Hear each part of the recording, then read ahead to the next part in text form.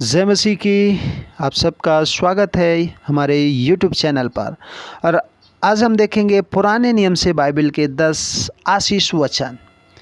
सर्वप्रथम पहला वचन, आशीष का वचन वो है भजन संहिता 91:10 वर्ष में लिखा है कि कोई भी विपत्ति तुझ पर ना पड़ेगी, कोई भी दुख तेरे घर में या उसके निकट ना आएगा। यह वचन हमें बताता है कि जो कोई व्यक्ति परमेश्वर को अपना रक्षक मानता है और परमेश्वर के बताए हुए मार्ग पर चलता है, अगर उसके जीवन में कोई विपत्ति आएगी तो भी उसे कोई हानि नहीं होगी। और कोई ऐसी विपत्ति जो दूसरों के लिए तो है, तो हानि का कारण है, परंतु उस व्यक्ति के लिए जो खुदा पर भरोसा करता है उसके लिए नहीं है। और जो कि परमेश्वर पर आश्रित रहते हैं, परमेश्वर उन्हें बचाता है। व्यवस्था 30 अध्याय और 9 वचन में इस प्रकार से दूसरा आशीष वचन जो हमें पुराने नियम में मिलता है, वो कहता है, वचन में कहता है कि यहोवा परमेश्वर तेरी हर चीज़ में बढ़ती करेगा। जो व्यक्ति परमेश्वर पर विश्वास करता है और अपने पापों से मन फिरा लेता है और लौटकर वापस परमेश्वर के पास आता है, उस व्यक्ति के जीवन में परमेश्वर आशीष देता है और उसकी उपज में, उसके पशुओं में, बच्चों में, हर चीज़ में परमेश्वर भलाई करता है और उन्हें आशीष देता है। तीसरा आशीष वचन निर्गमन 23 अध्याय 25 वचन कहता है कि परमेश्वर की उपासना करना, परमेश्वर तेरे बीच में से सारे रोगों को दूर करेगा।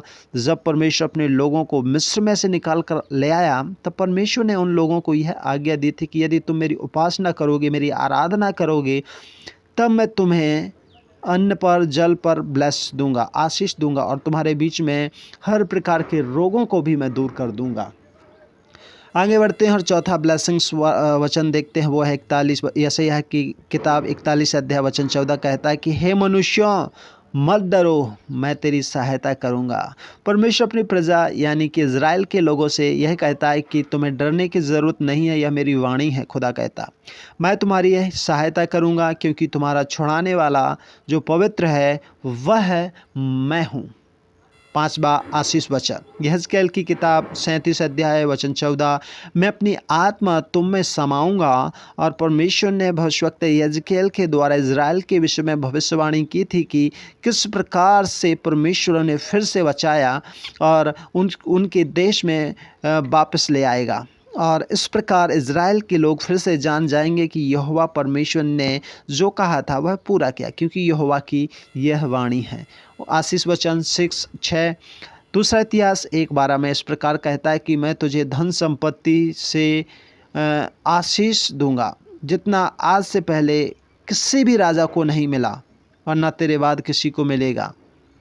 यह आशीष की जो बातें हैं वो परमेश्वर दाऊद के पुत्र सुलेमान को बोल रहा है कि किस प्रकार से परमेश्वर राजा सुलेमान को एक महान राजा के रूप में स्थापित करेगा कि उससे पहले ना तो कोई ऐसा राजा हुआ और ना ही कभी बाद में होगा।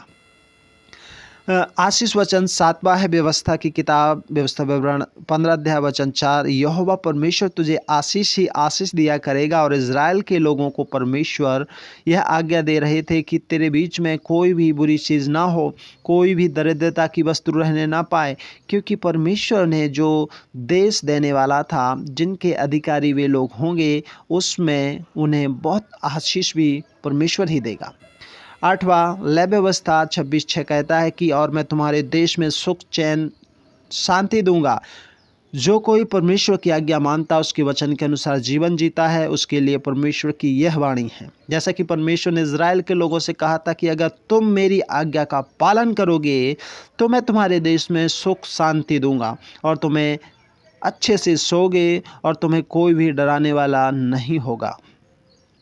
और जिस देश में तुम जाओगे, मैं उस देश को भी कोई भी दुष्ट जंतुओं उस देश में ना रहने दूंगा।